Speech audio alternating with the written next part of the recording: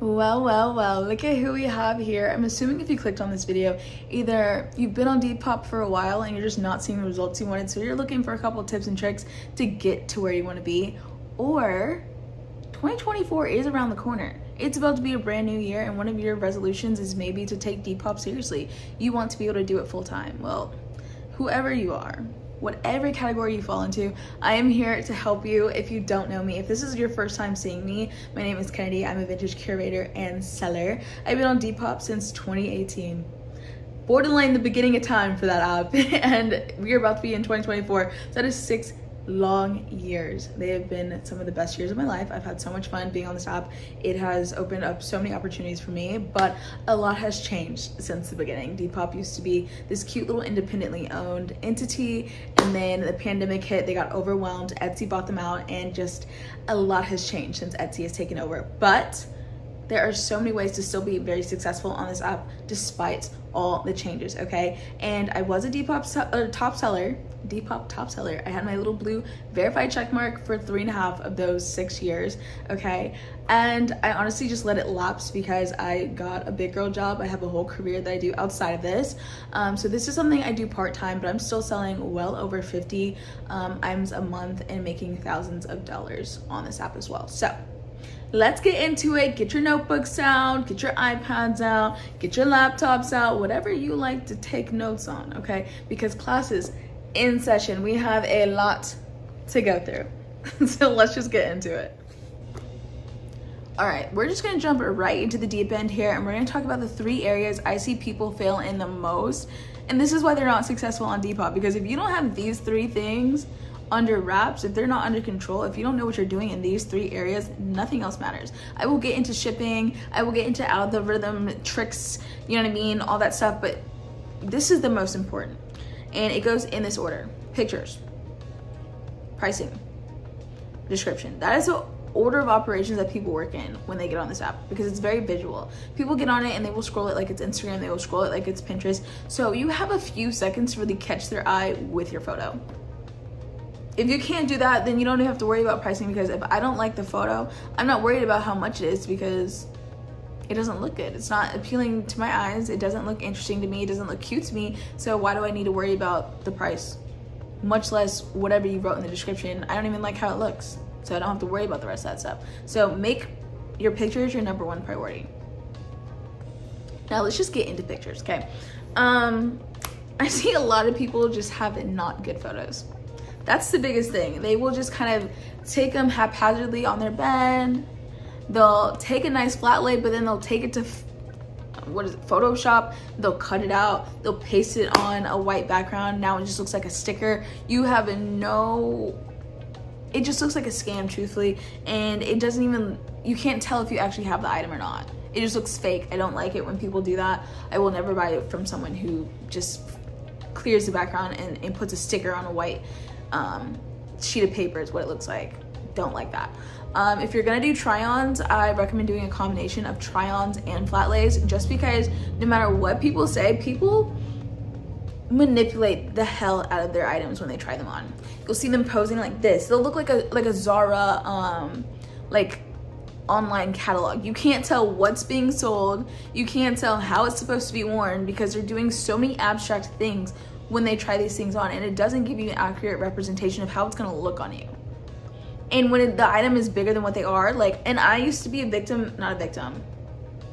Well, I have bought some stuff that did not look right once I got it, because they posed weird in the photo. But I also used to be a girly that did try-ons for a minute, and I would also, like, if it was too big, like this sweatshirt, I would hold it in the back and I would pose like this or something, and I would like just make it look like my hand is on my hip, but really I'm scrunching up all that fabric so it doesn't look so oversized on me personally. So I'm manipulating this stuff. So someone who's actually an XL doesn't have any clue how it's gonna look on them, because it's like a size small modeling an XL item and I'm holding it, so I'm making it look cute, but it's like, that's not how it's gonna look on them.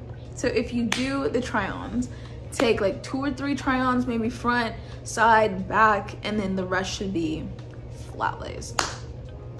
And if you're gonna take a flat lay, I recommend finding just like a clean background, whether it's a wooden floor, a concrete floor, if you want to put a sheet down, you can.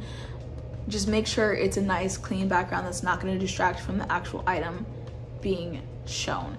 And you can do hangers, but honestly Depop doesn't really like the hangers, and I don't like the hangers either. What else? People sometimes use dress forms, which are cool. It's a way of doing like a try on without it actually being a try on, but even then I just don't feel like that's an accurate representation of the pieces, because if it's bigger than the dress form, again, you're gonna have to manipulate it to fit the dress form, and that's really frustrating as well. So pick your poison when it comes to taking your photos, but flat lays and try-ons are gonna be king when it comes to that. But after all of that, honestly, before all of that, you need to make sure you have your lighting under control. You see how I'm like right next to a window? I'm like 4 feet out. The natural lighting is kissing my skin beautifully. Everything's well lit. That's what you want for your items. You want something well lit so you can see the colors accurately, and there's no like harsh lighting on it. Nothing's being overexposed or underexposed, things like that, because a lot of times people just kind of take it with their overhead lights and it's looking very warm, which is not how the actual colors are supposed to look. Or they'll go outside, they try to take it in sunlight thinking that's the best lighting. Well, no, now your colors are overexposed and your contrast is so high, and I'm seeing so many shadows, the photo doesn't look good, so no one's gonna click on it. And if you take them in the shadows, and I'll put like examples of each one of these, if you take them in the shadows, now everything looks dark and very cool toned, and again, not an accurate representation of what the item actually is and how it looks. So I just recommend taking them by a window. It doesn't have to be directly under the window. It can be like 4 or 5 feet out. It looks great. That's what I do. I do flat lays personally. I'm just in my storage unit. I lay my item down on the concrete. It's a clean background, and I have the light coming in, and it makes my pictures look so good. And honestly, when I take my photos, I just take them in the app. It's the easiest, most efficient thing for me. I just open the app, go to, you know, create new listing or draft or whatever, take all my photos. I'm front of the item, back of the item, the size tag with the brand, the materials tag. If there's embroidery or some kind of beading on it, I'm taking a close-up on the details. If there are any flaws, I'm taking, like, if there's like a small pinhole, I'm taking a picture of that. If there's marks on the item, I'm taking a picture of that. Like, I'm showing as much as possible. Depop now allows for 8 photos in a video, so you should take advantage of all of that. Show as much as possible, just so the buyer is fully aware of what they're getting into. And if they try to come back and say, oh, you didn't say this in the description, okay, I might not have listed it out in the description, maybe I forgot, but it's very clearly shown in the photo. There's no way to argue that. And if they try to open something up with Depop, some kind of claim saying, oh, this is there, they didn't say, it's right there in the photo. So just cover yourself, take as many photos as possible when you're making your listings. But like I said, I take them all in the app, take all my photos in the app. If you're not gonna take your photos in the app, make sure you're taking them in the square orientation. It's very important because that's what Depop likes. If you take it in 4x3, it's awkwardly gonna have to fit it in, and maybe it doesn't look as good because now it's trying to squish into that square. So just automatically take it in square so you're in the right orientation from the jump. But yeah, when I take, this is kind of getting into description a little bit, but I will go into the app and I will take all my photos in the app, and then after that, I will just write then and there. I will type in any flaws that are on the item. I will write it in the description real quick, and then I will take my tape measure and I will do all the measures. So like if this sweatshirt we're talking about, pit to pit, done, length, done, sleeve, done, and I will write all that in the description, and then I'll hit save, and then I will go on to the next item. It just makes everything so much more efficient when I'm doing this, because like I said, I don't do this full time, so I like to take as many photos as possible. I will do this in batches. I will just take some time like over the weekend, because that's when I have some free time, and I will just dedicate a few hours to doing nothing but taking photos and measurements of each item, and then I will accumulate like 30 or so drafts, and then I just sprinkle them throughout the week. We're getting a little ahead of ourselves, but that's how I personally like to do it, and that's how I stay efficient. It's just taking a bunch of photos at one time, and I take the measurements at the same time to just knock out 2 birds with 1 stone in 1 sitting. Very easy. Okay, I think that's all I wanted to talk about on pictures. Now let's move into our pricing. So pricing is a little bit all over the place, as you probably know, whether you've been a buyer or a seller. Everything is kind of all over the place. There's no like set in stone for anything in this industry, on this app in general. My biggest recommendation is to do a little research. Go into Depop and type in, like if we're looking up a mini skirt, we're trying to list a mini skirt, type in Y2K mini skirt, okay, and kind of see what people are pricing their items at, just like the general range. Typically it's anywhere between like $20 to like $40. I like to just kind of go through, see if I can find something similar, and I just price a little bit higher than that. So a lot of my mini skirts I price at $30 or $35. And that just gives me a little room so that if somebody sends me an offer, say they send me an offer for $25, I have no problem selling my mini skirt for $25. But then someone might think, oh, $30 is a good price, and they just buy it outright. Now I'm happier, you know what I mean? But if you price too low from the jump, sometimes people think it's a scam. They're like, why is this price so low? What are they not telling me? What's wrong with it? All the other ones that I've seen have been like $25, $30. Why is this one only $10? Is it fast fashion? Did they cut the tag out? Is there a hole I don't know about? Like, their mind starts to kind of wonder. So that's why I said, like, keep it within range of what the typical pricing is for that item. Now, if you get out of hand and you price it super high, most likely people are just gonna look for someone else to buy from, because why are you pricing it so high? What is so special about this? You know what I mean? Now, the material can play a part. So if you see a bunch of like vintage midi skirts, like let's talk about vintage plaid midi skirts. Okay, maybe most of the ones you're seeing are like $35, $40. But let's say yours is wool. I would add another $10 just based off the material. If it's silk, I would also add some dollars because of the material. If it's, you know, a luxury brand, let's say Polo Ralph Lauren, up it a little bit because of that brand specifically. But if it's just like a regular, cute, like no fancy name vintage brand, like midi skirt, then just price it, you know, within range, a little above average. That's like my biggest advice to you. A lot of times people get into this industry and they either price way too low, like I did, because I didn't know my worth of a lot of my items. And that's when people start to take advantage of you, or they just think you're scamming. Or two, they get into this and like, oh, I saw this other girl who's like well established and all this other stuff. I saw her price it at $75 for a mini skirt, so I'm gonna price mine at $75. No, babes, that's not how that works. And I don't even know how that girl's getting away with it.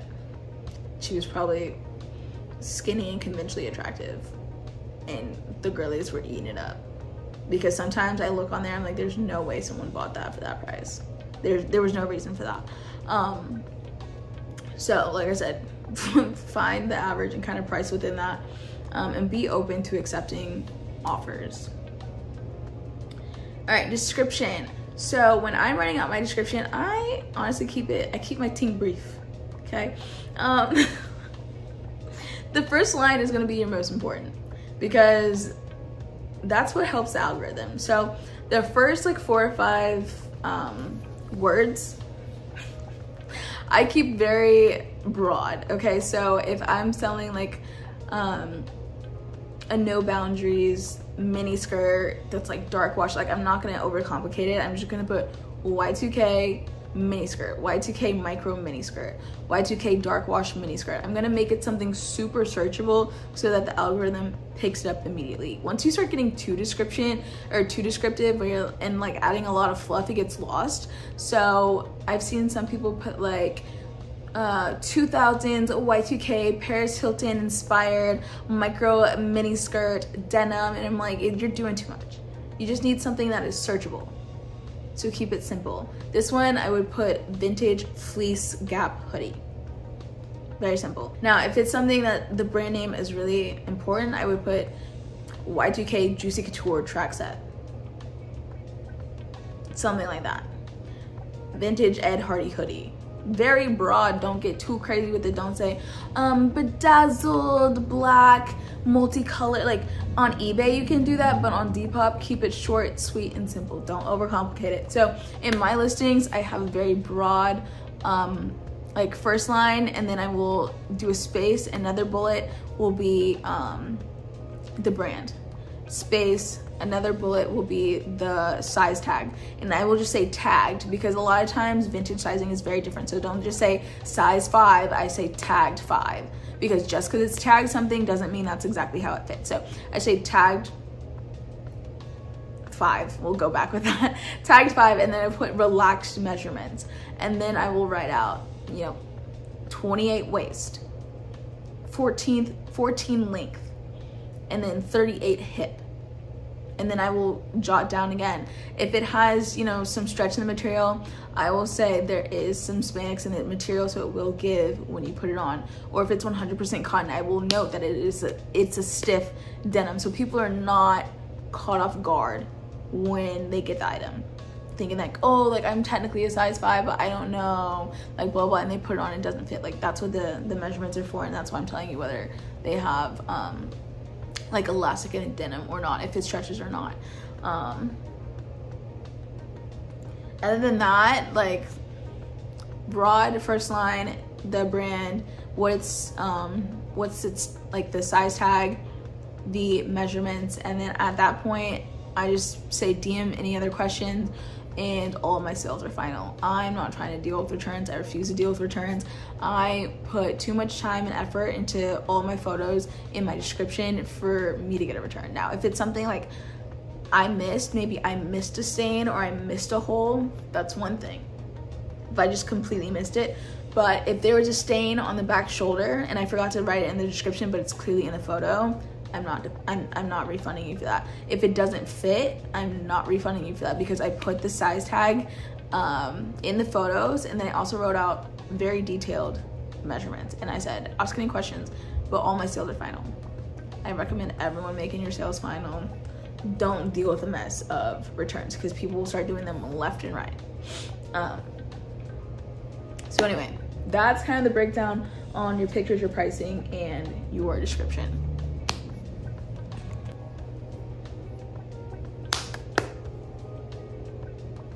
Okay, when it comes to dropping new inventory, I am not a fan of doing these big drops where you just drop like 20 things at once, one day of the week, and then you just don't do anything else the rest of the week. I am not a big fan of that. I don't think the algorithm really likes that. Now, if you have a big like social media following, like there's this girl named Jacqueline, she used to do these all the time. She has like 500 something thousand followers on TikTok, and she used to have like her full haul. I think she's in like esthetician school now, so she doesn't really do it anymore. She also was getting a lot of hate, so I think she kind of got ran off by the whole thing. But she used to like get enough traction on her like videos that she would post on TikTok and stuff. She was in a position where a lot of people were ready to purchase from her, so she would do drops every Sunday. But if you don't have that kind of loyalty and that like built up following where you know you're gonna sell out immediately type thing, don't do that. Just like I told you before, take a bunch of photos at once when you have some free time one day, and then just sprinkle them out throughout the week. The ideal number would be like 5 every single day, so you would just need to get like 35 things done over the weekend and then kind of sprinkle them out. If you have a lot of inventory and you get a lot of things knocked out, you can obviously like post more than that a week. But if you don't have a lot of inventory and you only have 10 things, spread them out, 2 each day. Just a little something so the algorithm knows you're still alive and you're well and you're using the app. Don't like post and then abandon it. Speaking of like TikTok and promoting your stuff, I 10 out of 10, like to really help yourself, I recommend marketing on other platforms. I use TikTok and Instagram to do most of my marketing. Obviously I will post like my links and stuff on YouTube as well, but this is not my main platform. But I will post like my thrift hauls, my estate sale hauls, on both TikTok and Instagram, and it really just helps get my shop name in front of more people. And if a video does really well, people are like, oh my gosh, is that gonna be on your Depop? Or they'll go straight to my Depop and they'll buy it immediately. So doing some marketing outside of it will definitely help you as well, kind of speed up the process on making sales. I think everywhere these days you're kind of forced to.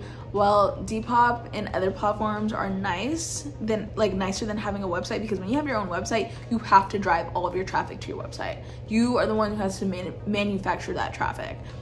Depop, at least, you know, people are already getting on there. They're already going to be searching for something. So they kind of bring everyone to the app for you. Now you're just, when you do your own marketing, you're kind of bringing people specifically to your shop, not just to the app. But you definitely have to do a little bit of marketing on your own if you want to move stuff really fast, because honestly, I don't think the following tab is so like hidden in Depop now. The people who follow you don't really see your stuff. They kind of have to go search for it if they want to see it. So marketing outside of it, 10 out of 10 recommend.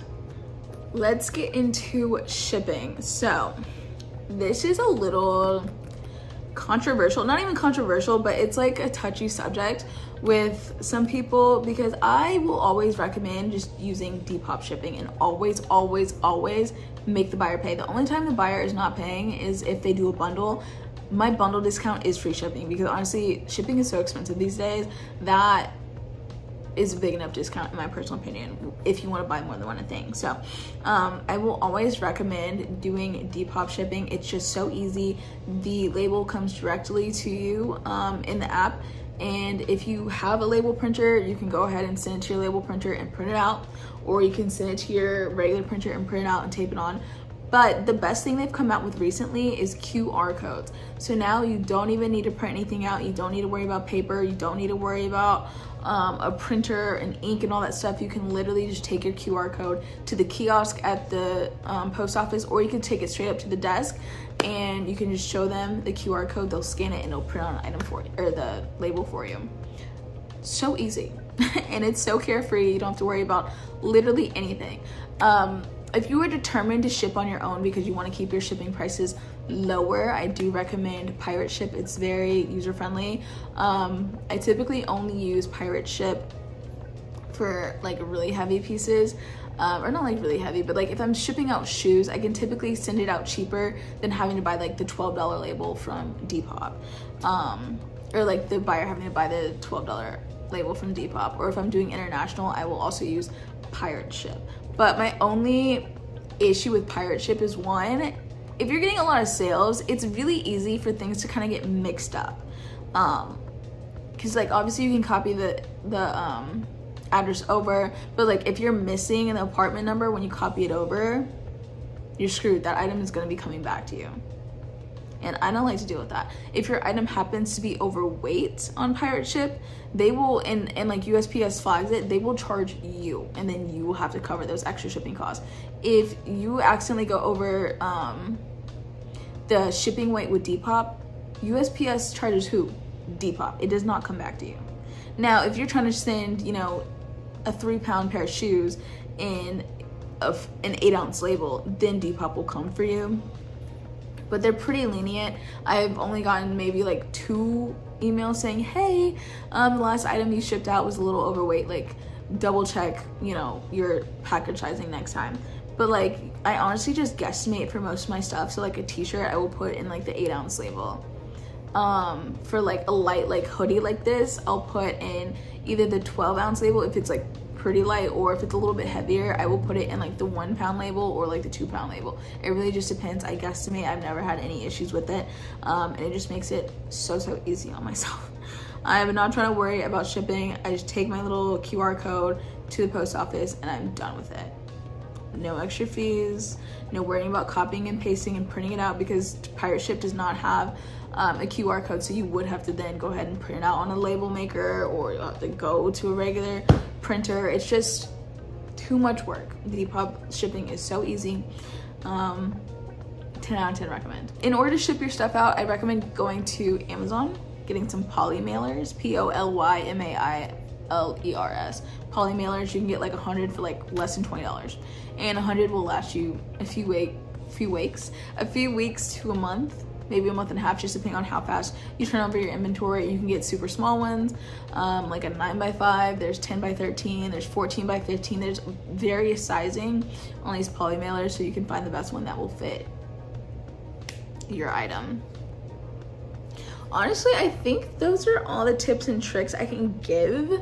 Don't be discouraged if you post a new item and it doesn't get like any likes or anything.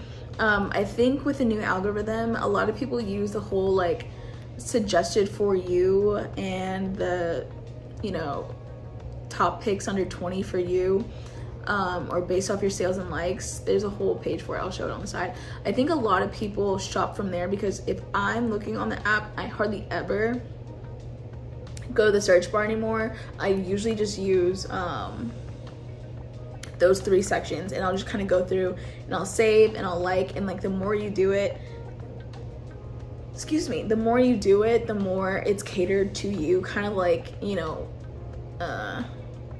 who else does stuff like that? Like Spotify, Pandora, I think Pinterest kind of does it too. It starts to just show you things catered for you. TikTok does it. Why am I, oh my gosh, kind of like TikTok. Like the more you interact with certain things, the more it will kind of show you in those 3 sections. So I think a lot of people shop from those because it's very curated shopping experience. You don't have to worry about the hassle of like searching for something, and maybe you're searching for a mini skirt and all of a sudden you're seeing all these jackets. Like, it takes away all that hassle and it does a lot of the hard work for you. So a lot of people shop from there. So sometimes it takes a few days for your items to kind of start popping up in those sections, and it's very clear when your item starts to pop up in you know, the suggested for you in the 20 and under or whatever, because all of a sudden, like, this item that you've had up for like 3 days with no likes on it maybe is now all of a sudden like every 5 seconds you're getting, every 5 seconds is an exaggeration, but like every other notification you get is like a like on that item. So I don't really worry too much about when my item doesn't get a bunch of likes when I first post it, because like I said, a lot of your followers are not seeing your stuff anymore because they have to like hunt for their, like, the people they follow now. But once it hits those pages, you usually get a lot of traction, so don't freak out. If you have good photos and a good description, your pricing is good, it'll start to pop up under those areas, and those people who are looking for very specific things, like the things that you have, it'll start showing up there and they can shop from there. What else? Oh, now Depop also has a send offer button. No offers are binding, but you can, like, once you look at your notifications, a lot of them on the side will say send offer, send offer, send offer. And even when you go and you click on that specific item, if you click manage listing, you can scroll down and it'll show you where you can boost your item, you can discount your item, or you can like send offers. And every now and then, especially on older items that I'm like trying to get rid of, I will click send offer and I will send, you know, a different offer. You can decide what number you want to send, or they have the like calculated 15% off, 25% off, or 35% off. So occasionally I'll just go in and I'm like, send offer, send offer, send offer, send offer, send offer. That's another way to kind of help you boost some of your sales, especially in the beginning. Send those offers out. Be willing to accept offers. I honestly think that's it. I've talked so much about this app. I think I've kind of run through all my tips and tricks. Honestly, just be patient, have fun with it. It's gonna take a while to kind of build your business, just like anything else. It just takes a while. The more you do it, the better you get at it, the more fun it is.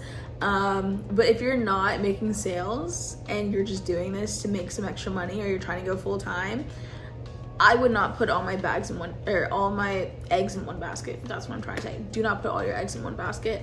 If this is something you're just doing for funsies, go for it, only use Depop. But if you're trying to make selling like your full-time gig, you're gonna have to cross list. I put all my inventory on Depop, that's where I start. And then there's this beautiful app called Cross List Magic. It's a Chrome extension, and it will well, it won't automatically, but it'll pull up. I'm talking so much, my brain's going so fast. I'm starting to get tongue-tied. But when you have cross list magic on your like Chrome window or whatever, it'll show like these 2 little tags in the corner of each one of your listings on Depop. And if you click on that, it'll automatically, well, you have to go in and select what platforms you want to also cross list on, but it'll automatically open. Like for me, I have Vinted, Poshmark, and Mercari. So it'll automatically open a tab for each one of those platforms, and it will populate your picture, your description, the colors, the sizing. It'll auto populate all that stuff over, so it makes cross listing super fast and efficient. I'll show an example, you know, on the screen here, but I do recommend cross listing because some things are going to do better on some platforms than others. Like eBay for my super vintage pieces, like I'll put on eBay. Grailed I'll use sometimes for some of my more menswear. Depop is definitely for the trendier stuff. If I pick up something that's not necessarily vintage but it's a good brand, like the North Face, like if I find something for cheap and it's still good quality even though it might not be vintage, like I'll put it on Poshmark and I'll put it on Mercari, like I know it's gonna sell. So if you're just trying to do this for a living, I 10 out of 10 recommend cross listing. You can obviously make Depop your main platform, but you know, you can't, I don't think it's smart to rely on one platform at the end of the day. If you're just doing this as part-time funsies, definitely you can just rely on Depop, but be open to other things if you're trying to do this full-time, because it's risky putting everything in one basket, especially when you're brand new. So I recommend diversifying. Obviously that's a little counterintuitive. I just gave you all these tips and tricks on Depop, and now I'm like, but don't forget to just post them everywhere else. I'm just trying to keep it real for you guys. If you want to be making sales and you want to do well and you want to be able to live off of this, you're gonna have to list on more than one platform and be okay with that. But if you have any other questions about Depop or honestly selling in general online or in person, let me know down below, because I also sell in person. I can do a whole video on like market stuff, my tips and tricks for that, what I use, how I go about doing my stuff. I can definitely do a video on that. If you have, like I said, any questions, let me know down below. I know this was a very detailed video, but I told you to have your notebooks out, your iPads out, your laptops out, because we were taking notes because class was in session. Class is officially over. For me, it's been like an hour and a half. This was a long class, but I'm gonna try and edit it edit this down to like 30 minutes for you guys max. But I wanted to be super detailed because I've seen a lot of these little Depop help videos and they kind of suck in my personal opinion. I watch them and I'm like, oh, that's like the worst advice ever. Like, why would you say that? This is not good advice. So it really prompted me to go ahead and just make my own. So I hope you enjoyed it. I hope you found it helpful. If you did, definitely go ahead down there and subscribe to the channel. I was a little MIA for a little bit, but we're doing Thriftmas. We're back. We're getting consistent. Sometimes life comes at you fast and you gotta adjust. Like I said, this is not my full-time job. So between doing my job and selling and being a social media girly, like it's a lot. So I'm doing my best. But I hope you enjoyed this video. I love you guys so much. Like I said, subscribe so you can see me again, we can hang out again, and I will see you guys in the next one. Bye.